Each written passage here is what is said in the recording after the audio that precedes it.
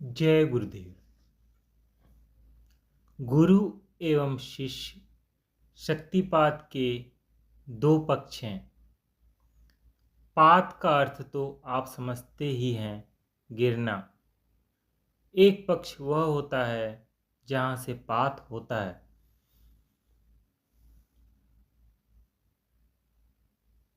एक पक्ष वह है जहां पात होता है। गुरु की चित्त शक्ति शिष्य की चित्त शक्ति पर गिरती है।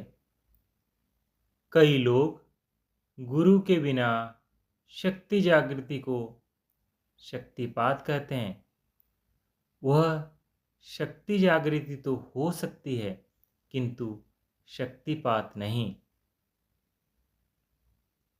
शक्तिपात के लिए गुरु शिष्य दोनों पक्षों का होना अनिवार्य है।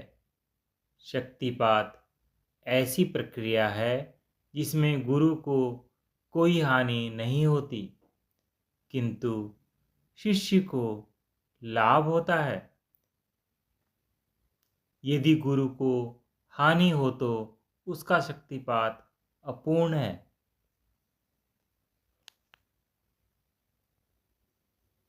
शक्तिपात ऐसे सरोवर के समान है जिसमें से चाहे कितना भी जल ले लिया जाए, किंतु वह कभी भी खाली नहीं होता, तथा जिसमें अनेक साधनाएं रूपी रत्न भरे पड़े हैं। ऐसे सूर्य के समान है जो प्रकाशित होता है तो जन्म जन्मांतर का छाया अंधकार भाग खड़ा होता है। शक्तिपात ऐसी मशीन की उपलब्धि है जो चलती दिखाई देती है, तथा शिष्य दृष्टा बने मशीन का चलना देखा करते हैं। ऐसी प्रक्रिया है जो अथाह सागर में डुबकी लगाने का मार्ग प्रशस्त करती है। ऐसा उपाय है जो सीमाओं के सब बंधन तोड़ देता है। ऐसे वैद्य के समान है जो सब रोगों से अवगत है तथा जिसके पास प्रत्येक रोग की दवा है।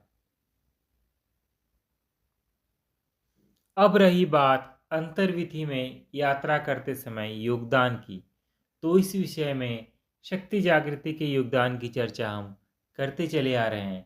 शक्तिपात का उद्देश्य शक्ति जागृति ही है।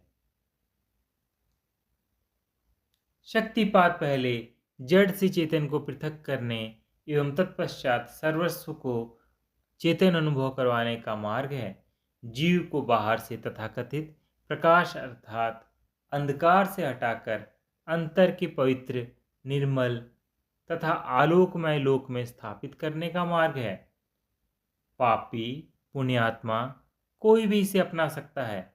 यह दीनों का हितकारी, भक्तों का आश्रयदाता तथा दुखियों का त्राता है। यह मानव और मानव के बीच की खाई को पाट देता है। दुखमय जगत का रूपांतरण कर उसे सर्व सुखमय, आनंददायक तथा सुंदर बना देता है। इतने में भोजन करने का समय हो गया। महाराज श्री उठकर ऊपर की मंजिल पर चले गए थे। बाकी सब लोग भी अपने अपने काम में लग गए। रात को सत्संग का समय हुआ तो बिजली चली गई, इसलिए सब लोग महाराज श्री के कमरे के बाहर खुली छत पर चले आए। दुधिया चांदनी छिटक रही थी। उसी में स्नान करते हुए सत्संग का आरंभ हुआ। आरंभ एक भक्त ने किया। एक भक्त ध्यान में एक बार दृश्य दिखाई दिया कि कहीं पर कोई शादी का उत्सव है। मैं भी उसमें सम्मिलित हूँ। खूब गहमा गहमी है। पुरुष तथा महिलाएं सभी सजे संवरे इधर उधर आ जा रहे हैं। कहीं हलवाई अपने काम में व्यस्त है तो कहीं कुर्सियों की पंक्तियों को जमाया जा रहा है। इतने में मेरी नज़र एक बुढ़िया पर जा पड़ती है जो मदमस्त तथा युवा महिलाओं को निहारी जा रही है। उसके चेहरे के भाव ने मुझे उस बुढ़िया की ओर सतत देखते रहने पर विवश कर दिया। मैं सोचता हूँ कि संभवतः ये सोच रही है कि वह भी कभी इसी तरह जवान थी। इसी प्रकार बंती संवरती थी, उत्सवों तथा सामाजिक आयोजनों में उछलती फिरती थी, किंतु अब वह समय अतीत के अंधकार में खो चुका है। अब इंद्रियां शिथिल हैं, मुंह तथा शरीर पर झुर्रियां हैं, कमर में बूढ़ापन तथा हाथ में लाठी है। इस प्रकार विचार करते करते मैं जगत की परिवर्तनशीलता तथा असारता पर विचार करने लगता हूँ। संसार भी कैसा छलावा है, चित्रपट की तरह आंखों के सामने से होकर निकल जाता है, पीछे छोड़ जाता है कुछ खट्टी मीठी स्मृतियाँ, जिन्हें स्मरण करते करते जीव बाकी का बचा खुचा जीवन व्यतीत कर देता है। फिर आ धमकती है मृत्यु रानी। इतना ही जीवन है, यही संसार का सार है, यही सुख का वास्तविक स्वरूप है। मोहित हुआ जीव भागा फिरता है, मिथ्या मोह में विवेकहीन जीवन बिता देता है। ध्यान भंग हो गया, किंतु मेरे अंतर में फिर भी वही विचार उमड़ते घुमड़ते रहे। जीव सब कुछ समझते हुए भी अंधा क्यों बना है? वह जानता है कि संसार किसी का नहीं हुआ, फिर भी जगत को ही महत्वपूर्ण मानता रहता है। उसे पता है कि मृत्यु अवश्य भावी है, किंतु फिर भी मन में जीवित रहने की इच्छा संजोए रखता है।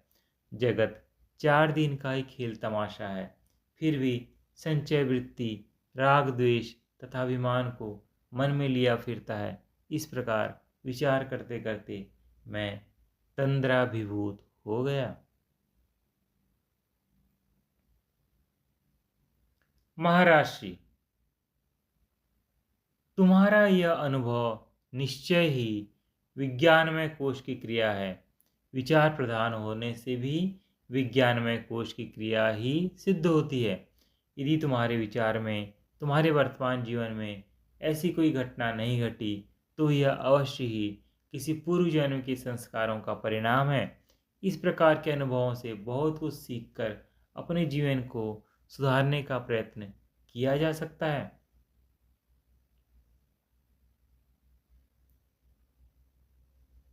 एक भक्त, महाराज जी, इसी तरह का एक अनुभव जो कि ध्यानावस्था में ही हुआ तथा जिससे कहने में मुझे शर्म आ रही है, किंतु आप गुरुदेव हैं, यहाँ सभी मेरे गुरु भाई बैठे हैं, छुपाव करने में मेरा हित नहीं। एक दिन ध्यानावस्था में मैं क्या देखता हूँ कि रेलगाड़ी में जा रहा हूँ, उसी डब्बे में एक महिला भी यात्रा कर रही है। मैं उसकी ओर आकर्षित हो गया हूँ, बार बार नज़र उसी की ओर उठ जाती है। थोड़ी देर में मुझे यह भी पता लग जाता है कि वह महिला अकेली है।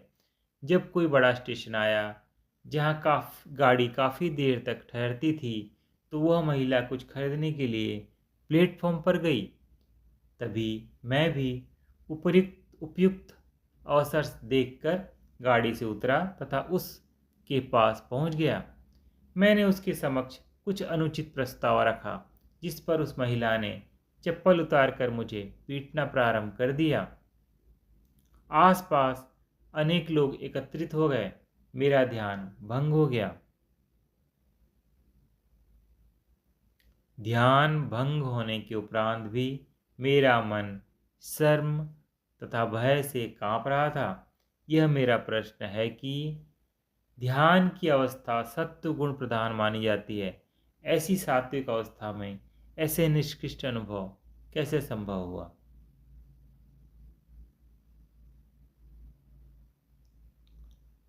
महाराष्ट्री, वैसे यह आवश्यक नहीं कि सत्वगुण प्रधान अवस्था में ही ध्यान की अवस्था आती है। तमोगुण रजोगुण में भी चित्त एकाग्र हो सकता है, परंतु प्रायः माना यही जाता है कि साधन की अवस्था में सत्वगुण की प्रबलता ही एकाग्रता का कारण है। तुम्हारा चित्त उस समय सत्वगुण से प्रभावी था। तुम्हारे अंतर में सत्वगुणी संस्कार उदय होकर क्रियाशील हो रहे थे। तुम्हें निष्कृष्ट लगने वाले अनुभव से पूर्व कुछ सत्वगुणी अनुभव हो रहे थे कि सहसा रेलगाड़ी वाला संस्कार सामने आ गया। उस समय तुम्हारा मन एकाग्र तो था ही, उसी अवस्था में तुम्हें यह दृश्य दिखाई दे गया। किंतु जब तुम्हारी पिटाई हुई तब तक सत्वगुण की अवस्था समाप्त हो चुकी थी, तुम्हारा ध्यान भंग हो गया। जिसे तुम निष्कृष्ट अनुभव कह रहे हो वह भी भगवती क्रिया शक्ति की लीला है। लीला का आधार निष्कृष्ट हो सकता है किंतु लीला नहीं। तुम्हारा संस्कार संचय के समय का व्यवहार घटिया हो सकता है किंतु उस संस्कार के आधार पर घटित क्रिया घटिया नहीं हो सकती।